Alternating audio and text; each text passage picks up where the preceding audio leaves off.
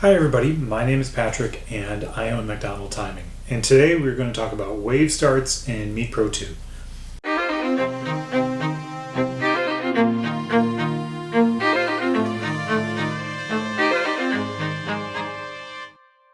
So it is July 2020. If you're in the 21st century and watching this, I'm sure you're very aware of what we're dealing with right now.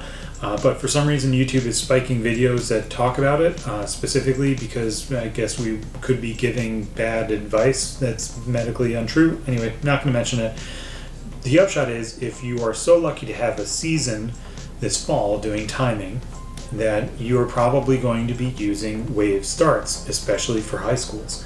High school, the National Federation of High Schools specifically has said that wave starts for cross country mean that it is a low risk sport.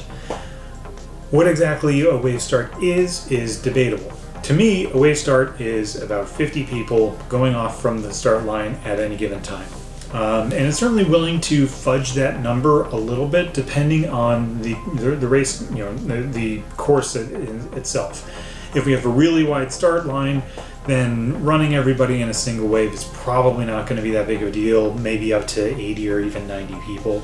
And I have a few places that I'm thinking about in my head where it's like, yeah, we have a nice wide start line, we can move the boxes, we can have a really wide grouping, and everybody can go at the same time. But I doubt that I'm going to be running more than 80 or 90 people in a single wave. In fact, though, I'm going to aim at having about 60 people registered for a wave because there's normally a little bit of melt. So 60 people registered means that about 50 of them will actually run the race. So the goal is about 60 people to run, and it would end up being 50.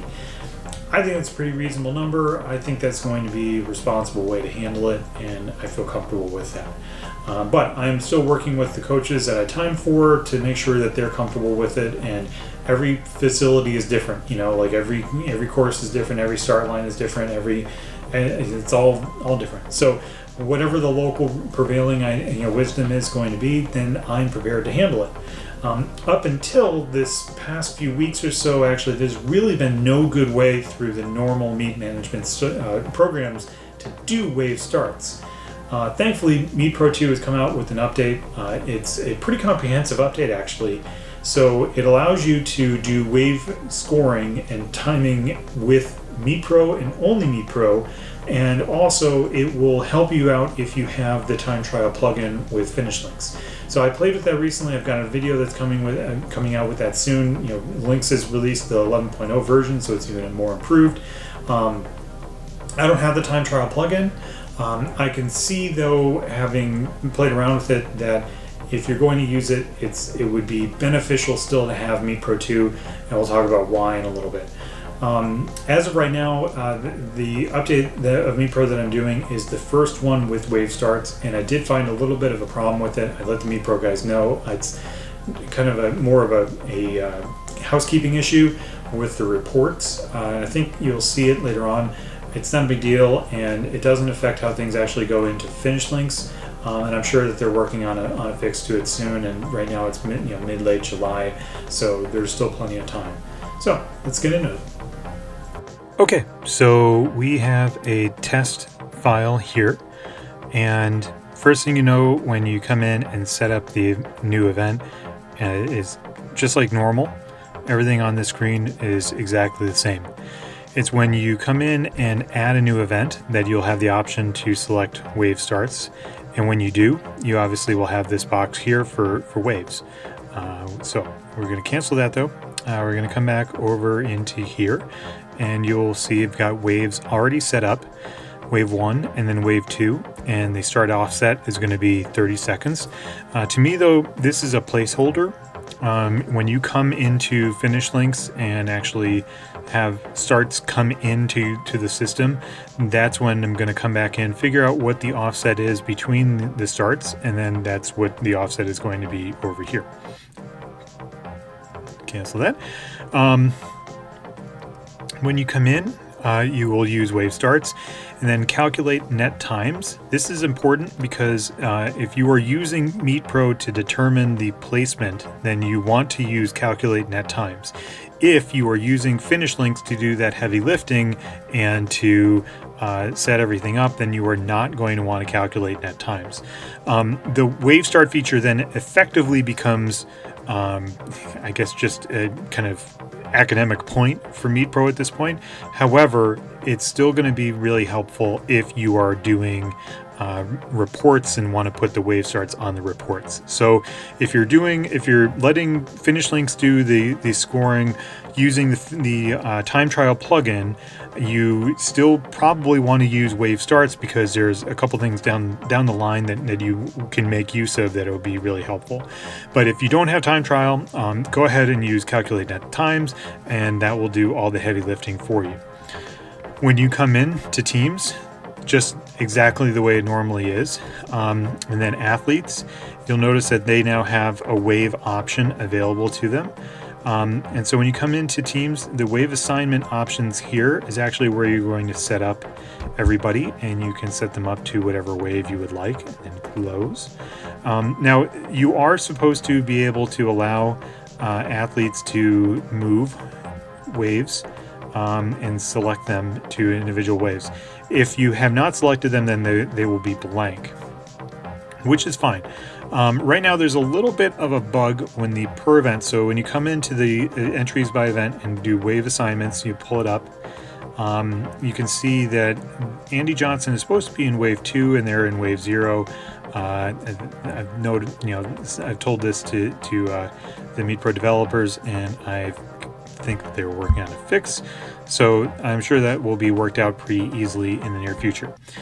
The next thing we need to remember is that if you come into interfaces to set up the FAT, that's where you're going to be doing some extra things. So you will see down here, include wave assignment in start lists. So that's going to create something pretty different. So we're going to come in here, and so notice that we have links field user 1 and user 2. These are not normally things that I actually set up at all, basically. But when we come into the event log here, oh gosh, that's the wrong one. That was a big mistake. Click and drag. Okay, so now you can see when we come into here, we've got wave information for people, and you can see that issue with the wave 2 thing is still here, basically. So again, I'm confident that this will be fixed relatively soon, or we'll figure something out here in a moment. But wave 1 and wave 2 should be represented here, basically. So we can change this, and you can do this manually. You've always had the ability to do this manually, but this is now just kind of taken care of for you by MeetPro, which is fantastic. So when you bring this software, or when you bring this into finish links, you'll see in a moment that the waves are properly associated with everybody. So we're going to come back in just a moment. I'm actually going to fix the issue with the Johnson boys in Team 2, and we will come back and pull this file into links, and we'll see exactly what it looks like in finish links. Okay, so we should have a race available to us, and we do. And now what we should see in these links fields is information available to us when we set up our options properly. So come down here, and you can see these are all the things that are grayed out over here are things that we would like to enable. Okay, and no, come back in, and now we should have extra fields, and now we have extra information available to us. So this is editable if we wanted to, and we can come in and say 16.0 and assign some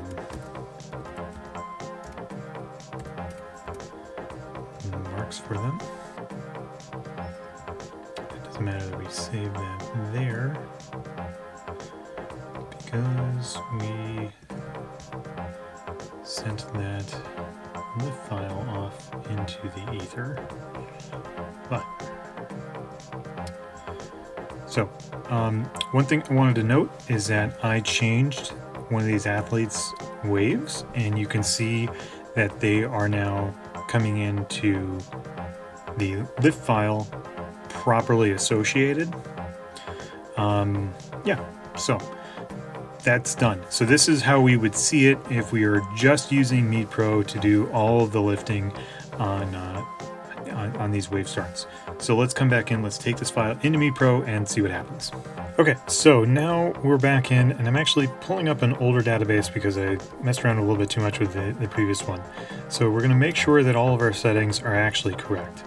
And what I noticed from having shot this just a moment ago is that even though we can do a reports entries by event and see that the wave assignments are kind of a little bit wonky, they are actually correct when we pull it up and pull stuff into MeetPro.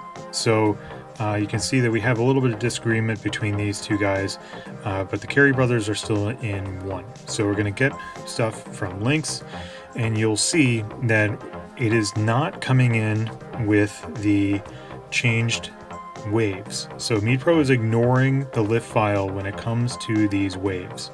So let's go ahead and correct this in MeetPro, and we can see that what we want here, we want Jack Carey is not going to change. He's going to be in wave 1, but John Carey is going to be wave 2.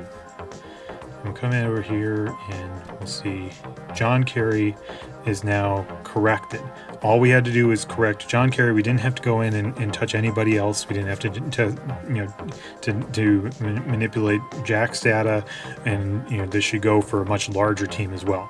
So now we have correctly figured out the wave assignments based on the lif file and what came in from finish links.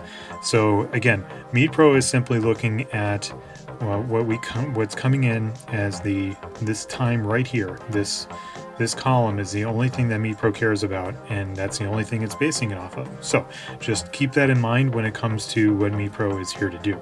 However, being able to assign the user waves over here, this might be handy for you on the fly at a meet, just so you know kind of what's going on.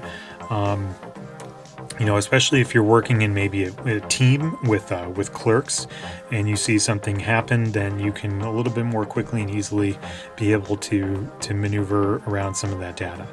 And at least this way you've got a record of it. So, me personally, I hope that we don't have to get into it, but if we need to, I'm happy to maneuver and manipulate this data on finish links so that it's a little bit more of a reminder that we need to come into what's going on here into MeetPro to make sure that everything that we get into MeetPro is proper. The difficulty with this is that you are potentially manipulating data within two different programs. And I know it seems like, well, this is kind of what we do normally, but in actuality, I like to use MeetPro to set the initial state of the data, and then links is then only adding to the data. We're not, we're not manipulating, the initial information set. So, when it comes down to it, you look at data, as like a CSV or an Excel file. In MeetPro, we are setting up the data to go to finish links, and we're setting the rows and we're setting the columns. And then in finish links, we are simply adding information to the end of the rows so that when it comes back into MeetPro, it matches up exactly. When you start manipulating the data that's kind of included in that initial set of conditions that are sent over from MeetPro, you tend, there's a big worry that information is not going to come back in the correct way. So that's what I'm seeing here with the wave information, is that there's a state of things that is going from MeetPro that's being set up and coming into finish links, and then links is doing what it needs to do and sending it back to MeetPro, but MeetPro is not going to bother looking at that kind of initial set of things that went out that, in the way that MeetPro set. So if you're thinking that you're going to use MeetPro to set A, B, C, and D variables, and then bring it over into finish links, and then change B and C, and then have that reflected in MeetPro, that is not going to be the case at present. So what MeetPro is going to then look at is that it's going to want to see E and F variables actually added to from finish links, and that's all that you're going to be able to maneuver around.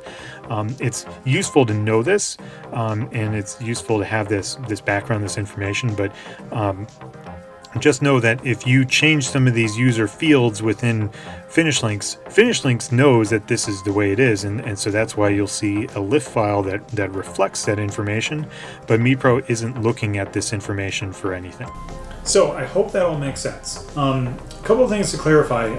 One thing I'm planning on doing is actually having a lot of divided start lines. So a start line will have a A grouping and a B grouping, and so Group A will be wave 1, they will go. About 30 seconds after that, wave 2 on B will go, and during the time that this is happening, wave 3 can start to make their way over into Group A and on the A line. So 30 seconds after the first one will be wave 2, and then 3, and then 30 seconds, and 30 seconds, and 30 seconds. That way the teams will have about a minute to actually get situated on the start line, and they're not going to be too pressed for it. And if you're wondering, do we need to have everything be right on the number? No, we don't actually. That's the benefit, especially with combining links with MeetPro in this regard. I'm going to tell my starter we're going to aim for about 30 seconds. If it ends up being 31 or 35 or whatever, it doesn't matter, because I've got that start signal in finish links, and I can make sure that the offset is perfect in MeetPro for it. As long as you are, technically speaking, as long as you are kind of done with your starts when the first people come across the finish line, it really should be no big deal. It's going to be a little bit of extra work for us, and certainly it's going to be a little bit extra work for us, dealing with chips, because we don't have a UHF system. We still have dual frequency, so we've got all the little tags. I'm not too worried about it though, because I know that these things respond really well to being dunked in soapy water and then rinsed off, and this is kind of, to me, not a big deal. Also, I've got enough chips where I can send them out on Tuesday, and I don't necessarily have to send them back out until next Tuesday or next Saturday. So I have enough chips where I can kind of handle the surge, basically. So, I'm very hopeful about this year. Knock on wood, I know a couple of municipalities either held off on all their sports and whatnot. A couple of schools I time for collegiately are not having seasons for various reasons. I'm still hopeful that we can get out there and we can have a bit of a season. Best of luck to you with all this, and stay safe. And if you have any questions, please feel free to leave them down below. Happy to answer them in the upcoming videos. Do have another one coming about the Finish Links time trial plugin. Hopefully you get that posted sometime in the next week or so. And as always, if you like the video, please like it and subscribe to the channel, and we'll see you around. Good luck. Thank you.